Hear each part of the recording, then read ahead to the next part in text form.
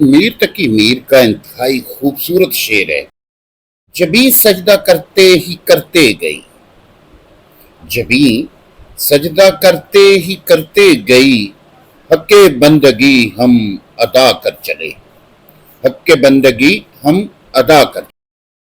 جبیں کے معنی ہیں ماتھا، پیشانی۔ سجدہ کرتے گئی مراد ہے سجدے میں میری زندگی ختم ہو گئی، عبادت کرتے کرتے ہی میں اس جہاں سے چلا گیا۔ حق کے بندگی ترکیب ہے، دو لفظوں کا مرکب ہے۔ عبادت کا حق یا بندہ ہونے کا حق۔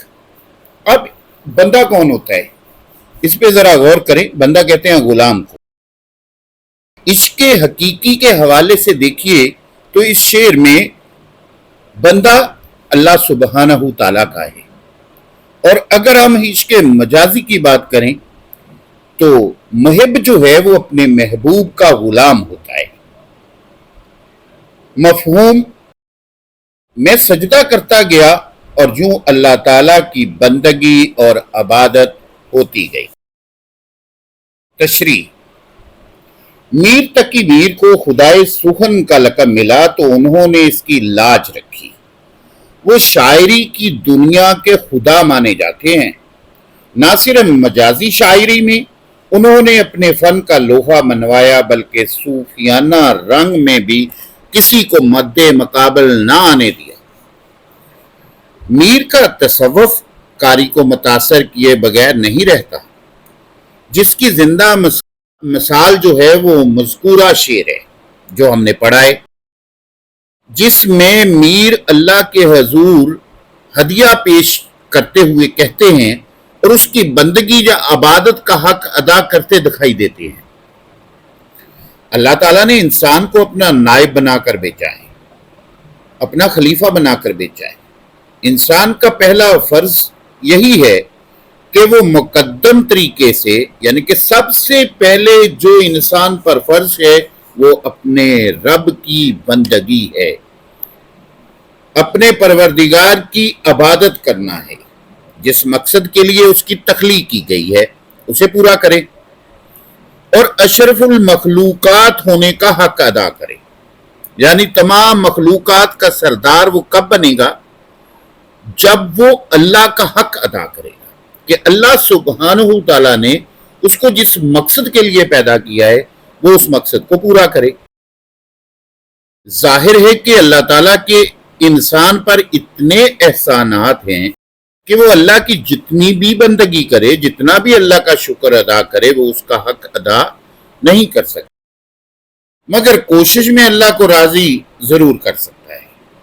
میر بھی یہی فرماتے ہیں اور کوشش کرتے نظر آتے ہیں کہ اے اللہ، جب سے ہوش سنبھالا اپنی پیشانی تیرے سجدے میں رکھ چھوڑی اور تیری عبادت کا حق ادا کرتے چلے گئے، مگر یہ بھی سچ ہے کہ ایک انسان سے مکمل طور پر تیرا حق ادا نہیں ہو سکتا۔ غالب کے الفاظ میں جان دی ہوئی اسی کی تھی، جان دی ہوئی اسی کی تھی، حق تو یہ ہے کہ حق ادا نہ ہوا۔ دوسرے پہلو سے اگر ہم دیکھیں تو مجازی معنی میں شعر کا مطلب یہ ہو سکتا ہے کہ شاعر اپنے محبوب سے مخاطب ہو کر کہتا ہے، اے محبوب، میں نے تمہاری ہر بات پر سر تسلیم خم کیا، یعنی کہ تیری بات کو پریورٹی دی، اپنی ذات کی نفی کی، تمہارا ہر حکم مانا اور کبھی اس سے روگردانی نہیں کی، کبھی اس سے نظر نہیں گھمائی، کبھی اسے نظر انداز نہیں کیا۔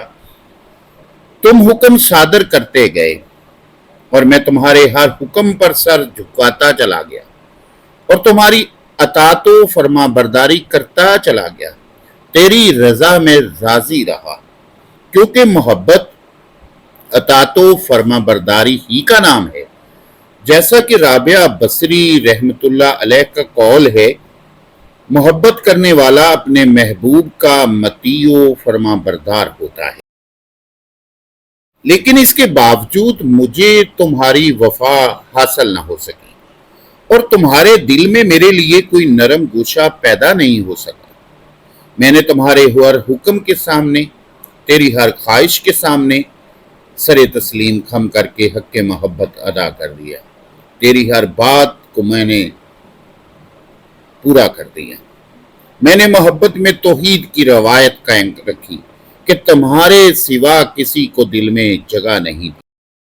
بقول احمد فراز، ہم محبت میں بھی توحید کے قائل ہیں فراز، ہم محبت میں بھی توحید کے قائل ہیں فراز، ایک ہی شخص کو محبوب بنا رکھا ہے، ایک ہی شخص کو محبوب بنا رکھا ہے۔ اس طرح سے عزیز طلباء اس شعر کی تشریح عشق حقیقی اور عشق مجاز دونوں پہلوؤں سے آپ کے سامنے کر دی گئی ہے۔ امید کرتا ہوں کہ ویڈیو پسند آنے کی صورت میں آپ اس کو لائک اور شیئر ضرور کریں گے۔ چھٹے شعر کی تشریح نیکسٹ ویڈیو میں پیش کی جائے گی۔ اجازت چاہتا ہوں، اللہ حامی و ناصر۔